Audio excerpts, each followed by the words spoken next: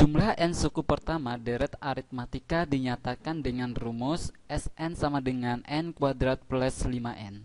Suku ke-20 dari deret aritmatika tersebut adalah, oke, kalau diketahui rumus Sn untuk deret baik itu deret aritmatika maupun deret geometri, itu bisa dihitung dengan rumus seperti ini.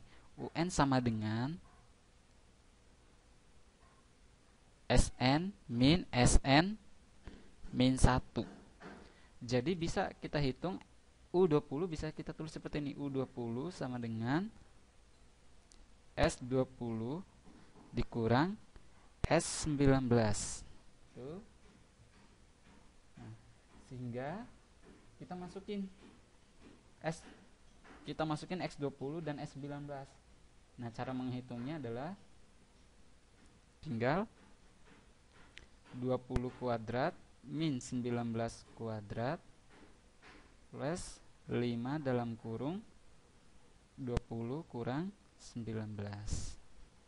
20 kuadrat kurang 19 itu berarti 20 tambah 19 itu 39 ditambah 5 kali 1 berarti 5, maka sama dengan 44. Oke, jadi jawabannya adalah yang B atau yang A. Jawabannya cukup simpel ya. Oke.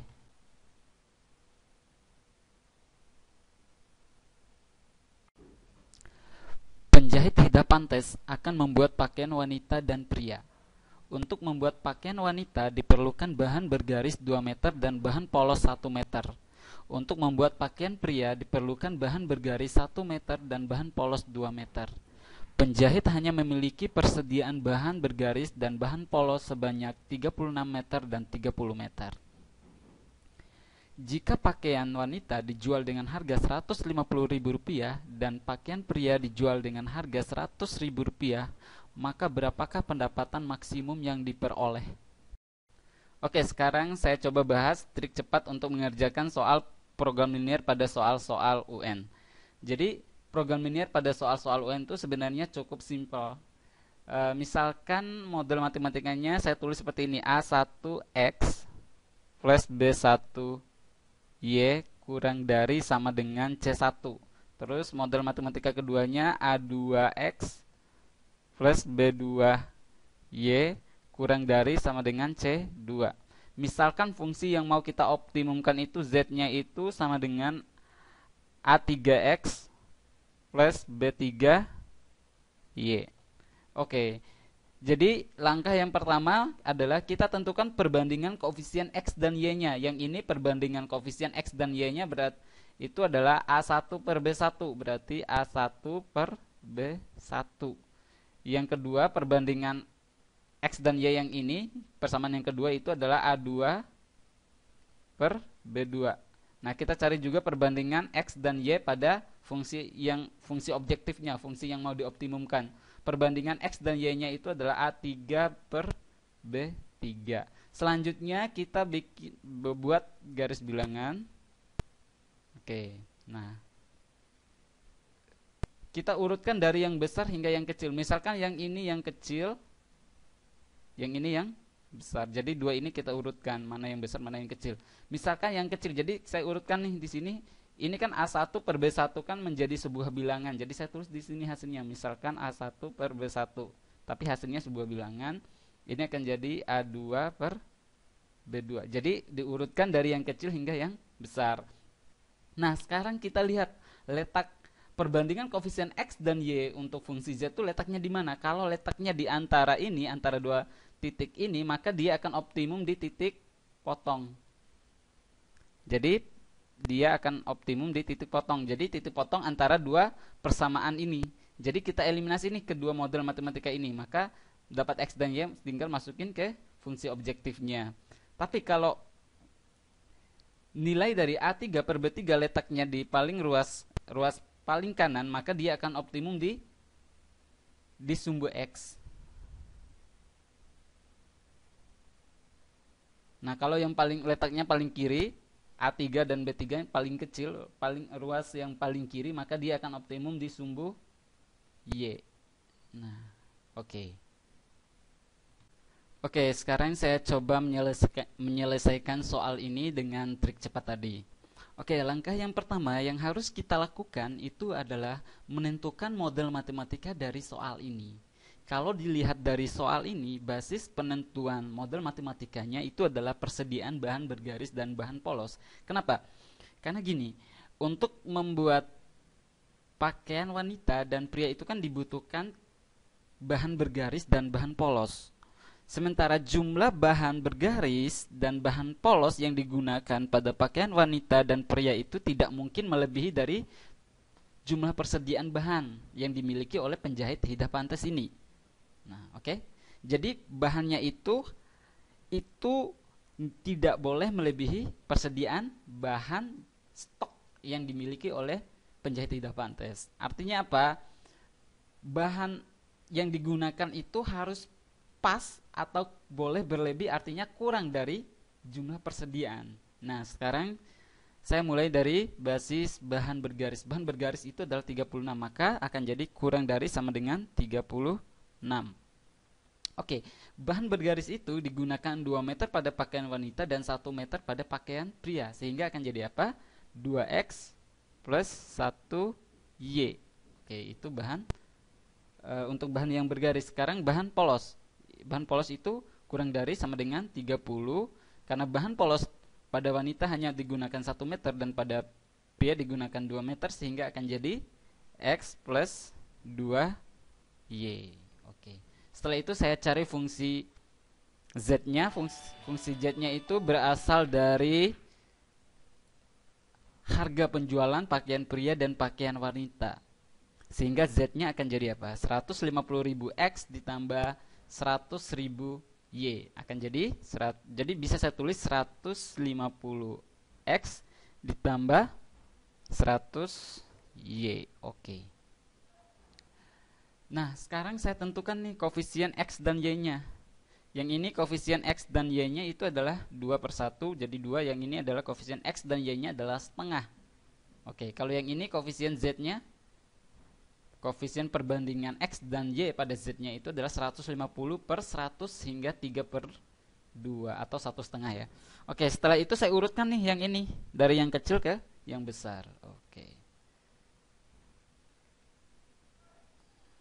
Oke, saya urutkan. Yang kecilnya itu adalah setengah, maka saya urutkan dari sini. Setengah. Setelah itu 2. Jadi urutkan dari yang besar ke yang kecil. Coba lihat, 3/2 itu kan 1,5. 1,5 letaknya di mana? Di antara ini. Jadi di sini kan 1,5-nya, maka dia optimum di titik potong seperti trik yang saya jelaskan tadi. Nah, untuk mencari titik potongnya, maka kita eliminasi nih dua persamaan ini. Tinggal saya eliminasi, akan jadi apa? 2X plus Y sama dengan 36. Ini saya langsung kali 2 akan jadi 2X plus 4Y sama dengan 60. Karena X-nya sama, tandanya sama, maka saya kurang. Y min 4Y berarti min 3Y sama dengan 36 min 60 akan jadi min 24. Maka Y sama dengan 3. Y sama dengan 8. Setelah dapat Y sama dengan 8, saya substitusi ini salah satu ke sini. Misalnya di sini. Berarti 2X tambah Y, langsung saya substitusi dengan 8. 8 sama dengan 36. Maka 2X sama dengan 28. Maka X sama dengan 14. Nah, X yang sama dengan 14 sama Y sama dengan 8 ini saya substitusi ke fungsi Z-nya. Maka Z-nya sama dengan 150 dikali 14 ditambah 100 dikali 8. Oke. 150 kali 14 ditambah 800. Oke, maka hasilnya akan jadi, kalau 150 kurang 150 kali 14 itu, sebentar. Ya udah saya kalikan aja. 15 kali 14 ya. 0, 2, 60, 5, 1 berarti 210. Maka akan jadi 210 ditambah 800. Maka akan jadi 290. Maka jawabannya adalah yang B. Oke.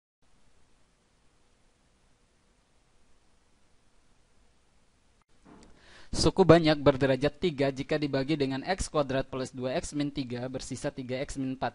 Dan jika dibagi dengan x kuadrat min x min 2 akan bersisa 2x plus 3. Suku banyak tersebut adalah... Oke, soal ini kalau kita kerjakan dengan teorema pembagian polinom seperti yang kita pelajari waktu kelas 11 mungkin agak ribet ya. Jadi sekarang kita kerjakan dengan trik cepat. Gini, misalkan suku banyak ini saya misalkan sebagai fx. Berarti langsung saya tulis fx dibagi dengan x kuadrat plus 2x min 3 sisanya adalah 3x min 4. Sebenarnya informasi ini sebenarnya sudah cukup ya.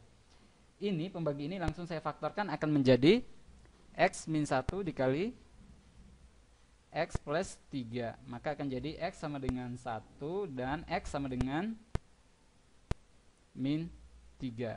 Nah, sekarang saya hitung F1 dan F min 3-nya. Kalau F1 saya masukin di sini. Akan jadi 3 kali 1 min 4 jadi min 1. Kalau F min 3 berarti 3 kali min 3 min 4 berarti min 13. Sekarang 1 ini saya masukkan pada semua jawaban ini. Yang menghasilkan min 1 maka itulah jawabannya. Jika ada beberapa yang menghasilkan min 1 maka masukin min 3, maka yang menghasilkan min 13 itulah jawabannya yang paling benar. Tapi biasanya soal UN yang kalau masukin 1 yang menghasilkan min 1 paling cuma 1 biasanya. Oke, sekarang saya langsung masukin satu pada semua jawaban ini.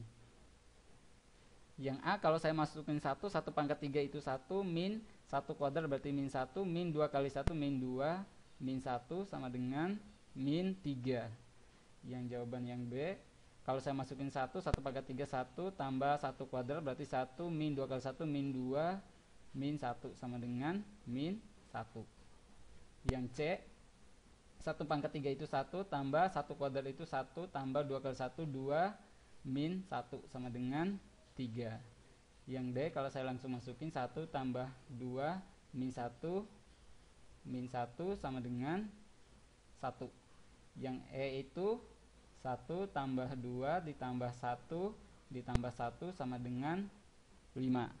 Sehingga jawaban yang benar adalah yang B karena hasilnya sama dengan ketika kita masukin 1. Maka jawabannya adalah yang B.